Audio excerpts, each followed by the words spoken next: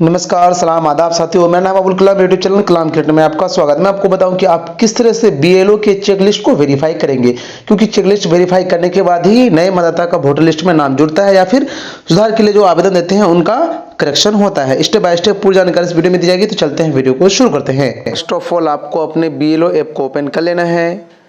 अभी तो election commission of India के द्वारा और बिहार में खास करके यहाँ पर क्या हो रहा है कि नए मतदाता का नाम जोड़ा जा रहा है। तो यहाँ पर बहुत सारे नए भी बीएलओ साथी हैं और पुराने भी बीएलओ साथी हैं। यहाँ पर कुछ बदलाव हुआ है वेरिफिकेशन को लेकर के। तो कैसे आपको वेरिफिकेशन करना है, कैसे चेकलिस्ट प्राप्त करेंगे, लॉगिन जैसे ही करते हैं बार बार होता है क्या, कभी कभार दोबारा लॉगिन करने के लिए भी मांग आता है, तो आप दोबारा लॉगिन कर लेंगे, इस तरह का डैशबोर्ड शो होगा। तो हमें वेरिफिकेशन के लिए इस वीडियो में बताना है। तो सबसे नीचे आ जाइएगा, आप यहाँ पर चेकलिस्ट पर क्लिक करना है। जब भी आप अपने से फॉर्म भरते हैं या फिर किसी के द्वारा जो फॉर्म भरा आता है तो आपको वेरीफाई करना है। ऐसा नहीं है कि आपने फॉर्म डॉक्यूमेंट्स जैसे कि मान के चलिए आपको कैंप के थ्रू मिला है, कैंप में आप गए थे, कैंप में मिला या फिर कोई पब्लिक के द्वारा आपको मिला, अपने हैंड से लिए और आप ऑनलाइन खुद से ऐप के माध्यम से किए, तो आपको वेरीफाई करने की ज़रूरत नहीं है। ऐसा नहीं है, उसको भी वेरीफाई करना है, वो भी चेकलिस्ट में शो होगा।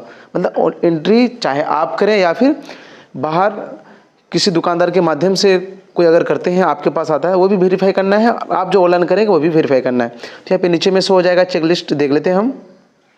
तो वीडियो को लाइक किया तो लाइक कर दीजिए और अच्छा सा कमेंट भी कीजिए। जैसा कि देख पा रहे हैं यहाँ पे टोटल फॉर्म क्या एक है, तो ये बाहर से आया हुआ था, ठीक ना। तो हम क्या करेंगे, अब हम कैसे जानेंगे कि बाहर से आया हुआ है कि अपना है। देखिए, आप अगर ऑनलाइन करेंगे तो आपको तो पता है ही, नाम ही पता होगा, हर चीज़ पता होगा, क्योंकि आपके पास वो डॉक्यूमेंट्स होगा, ठीक ना। तो आप यहाँ पर क्लिक करेंगे, ऊपर में क्लिक करेंगे, बहुत सारे रहेंगे, तो जो भी है बारी बारी से क्लिक करेंगे। यहाँ पे फॉर्म नंबर का टाइप जो यहाँ पर भी शो होता है। तो मान के चलिए कोई बाहर से ऑनलाइन किया है, तो आपको जांच करना है। नाम देख लीजिएगा, यहाँ पर मोबाइल नंबर रहेगा नीचे। क्या करेंगे, इनसे आप संपर्क करेंगे और सत्यापित करना है। तो कैसे सत्यापित करेंगे, फिर लास्ट में ये भी बताएंगे इस वीडियो के दौरान ही। अगर आप खुद से डॉक्यूमेंट्स के थ्रू ऑनलाइन करते हैं तो क्या क्या आपको देखना है।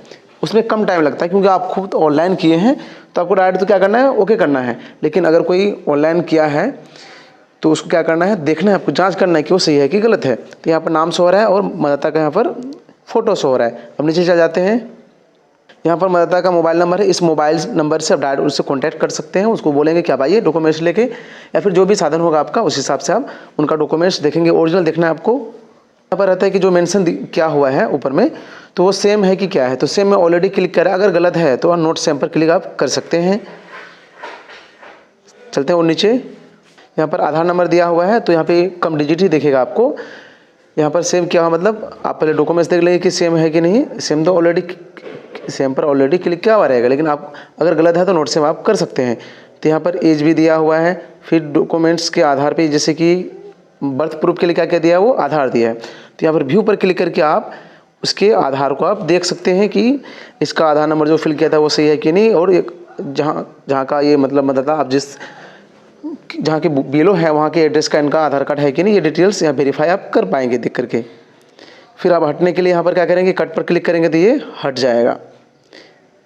चलते हैं और नीचे, यहाँ पर भी है सेम नोट सेम है, तो सेम पर ऑलरेडी क्लिक किया हुआ रहता है। अगर गलत है तो आप नोट सेम आप कर सकते हैं।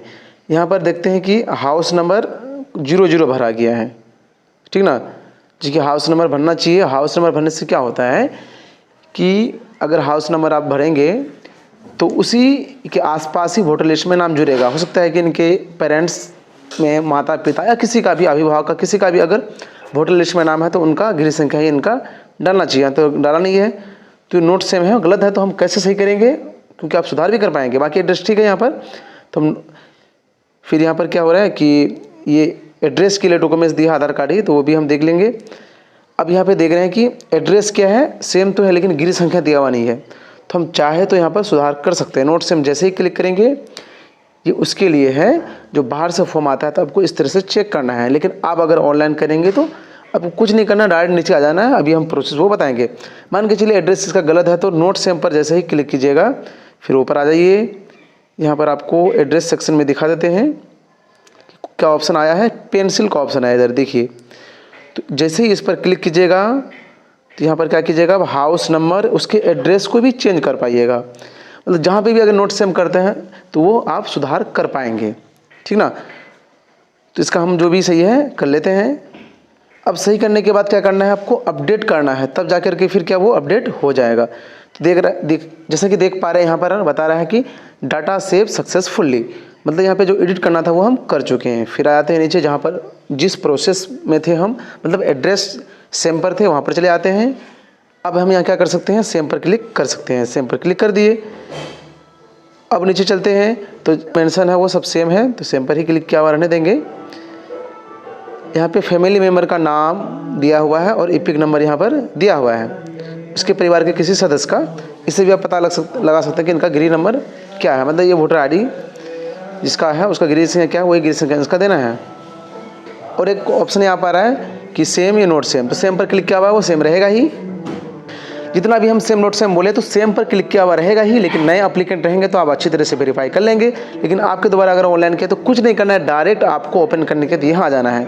तो on field visit applicant is found, मतलब आवेदक आपको मिले तो यहाँ पर अवेलेबल पर क्लिक करना है, आपको मिलेंगे तो, क्योंकि आप मिलेंगे तभी उनका नाम जुड़ेगा। क्योंकि आप गए जाएंगे एप्लीकेंट के पास तो उनका डॉक्यूमेंट्स चेक करेंगे, वेरिफिकेशन करेंगे। अवेलेबल पर क्लिक करना है। अगर मान के चलिए वो आप नहीं जानते हैं तो नो सच पर्सन पर क्लिक करके आप आगे बढ़ सकते हैं। तो यहाँ पर क्या है और ऑप्शन आता है एक कि above details are correct and verify, मतलब सभी डिटेल्स सही है और हमने वेरीफाई कर लिया है, तो सेम पर क्लिक करना है आपको। अब यहाँ पर देखिए आ रहा है सेक्शन ऑप्शन, तो सेक्शन इसलिए आ रहा है कि मेरे बूथ में 3 सेक्शन है। यहाँ पर सेक्शन ऑलरेडी फिल किया हुआ था, यहाँ सेक्शन वो खुद फिल किया हुआ है, उनका भरा हुआ है। आप भी अगर फॉर्म फिलअप करेंगे तो सेक्शन यहाँ पे ऑलरेडी सिलेक्ट किया हुआ रहेगा। अब यहाँ पर टिप्पणी में कोई भी मार्क में यहाँ पर जैसे कि ओके या ऐसा भी हिंदी में अगर करना चाह रहे हैं टिप्पणी तो आप कर सकते हैं। आवेदक का दावा सही है, इनका नाम वोटर लिस्ट में जोड़ा जा सकता है, या फिर अपने स्तर से कुछ भी टिप्पणी कर सकते हैं। हम ओके ही लिख देते हैं, फिर उसके बाद सबमिट पर क्लिक करते हैं। जैसा कि देख पा रहे हैं यहाँ पे वेरीफाई सक्सेसफुली हो गया, मतलब चेकलिस्ट का हम वेरीफाई सक्सेसफुली कर दिए। अब वेरीफाई हम कर दिए तब यहाँ से ईआरओ के पास जाएगा, ईआरओ साहब वेरीफाई करेंगे, फिर उसके बाद जो प्रक्रिया है उनका नाम ऐड हो जाएगा। करने का मतलब यह है कि फॉर्म नंबर 6 भरने के बाद आपके चेकलिस्ट में शो होगा, तो आपको वेरीफाई करना है। 7 नंबर और 8 नंबर थोड़ा लेट से, मतलब 1-2 दिन बाद चेकलिस्ट में शो हो रहा है। अब 6 नंबर जो जस्ट शो हो जाता है, कभी कभार हो सकता है कि लेट से भी शो हो सकता है। इस तरह से अब अपना क्या करेंगे, चेकलिस्ट वेरीफाई करेंगे। वीडियो क्लास देखने के लिए तहे दिल से शुक्रिया।